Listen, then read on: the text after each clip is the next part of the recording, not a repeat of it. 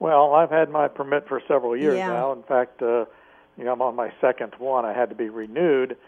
We did have a concealed carry course. I'm a concealed carry permit holder and also an NRA instructor. Mm-hmm. And we had several legislators come through that course. And I think, why are people becoming aware that they need, their God-given right to protect yourself, and we need to protect ourselves. Yeah, I think when you talk to most people, they'll tell you exactly that. It's about self-defense and taking responsibility. Yes. As you said, you're a firearms instructor, so I would imagine you see people of all walks of life coming through your classes. Oh, we do. We get a lot of, real estate agents who, they sit in these homes on Sundays or Saturdays or whenever and kind of all by themselves. A dangerous situation. A couple of people have been attacked. And from prosecutors to bankers to every walk of life. Mayors and judges? Mayors and judges. In fact, that's where we're going to do some legislation. And not that elected officials are any special people. I believe that everybody should have the right to carry a gun if they want. But going to drop legislation that would allow elected officials to carry a gun during their normal course of their elected duties.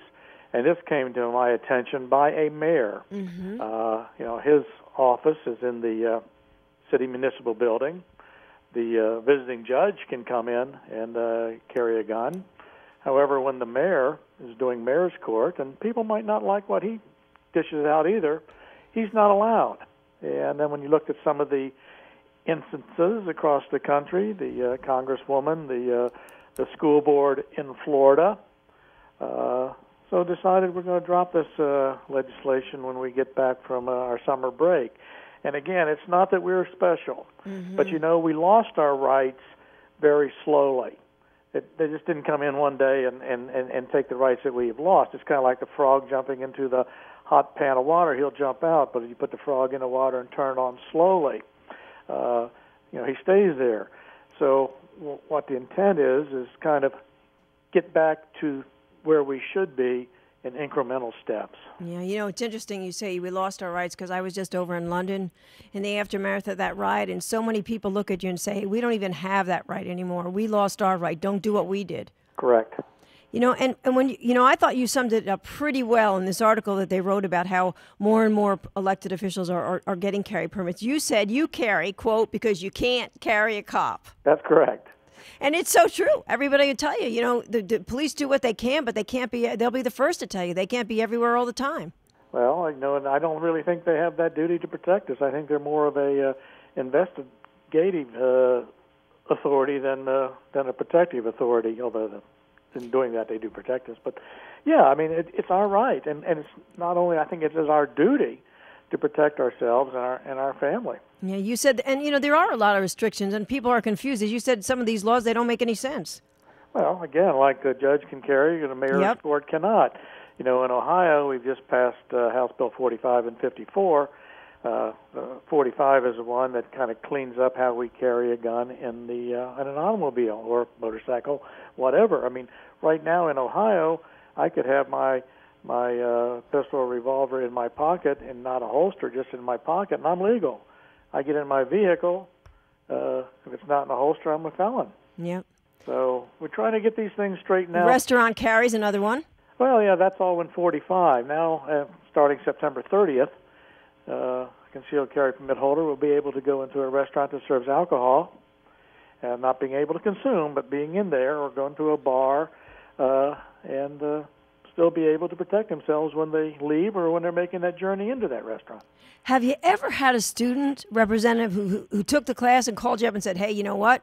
I'm sure as heck glad I did. You won't believe what happened.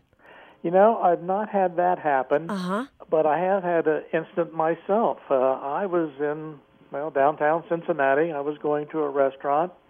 I had to leave my gun in the car, and I'm met by this fellow, and he's wild-eyed. He's high on something, and he kept wanting to talk, and I kept trying to get away. Walked across the street. He followed me, and I was thinking to myself, this would be the time. Of all times, I should have some kind of protection in my pocket because I didn't know what he wanted or what he was going to do. I mean, he was, wild.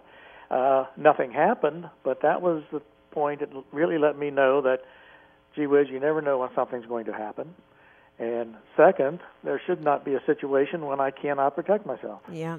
And if you do everything you need to, like you say, and everybody, you talk to people who take these classes, they take it very seriously. Absolutely. In fact, most of the people tell me that their right to carry is more important than their driver's license. Wow. So the people that would say something to you, well, you shouldn't go into a bar, you may drink, that may happen. There are bad people, there are bad cops, there are bad doctors, there are bad everything. But for the most part, these folks are more concerned with their license, and they're not going to go in and do something that would jeopardize their right to protect themselves.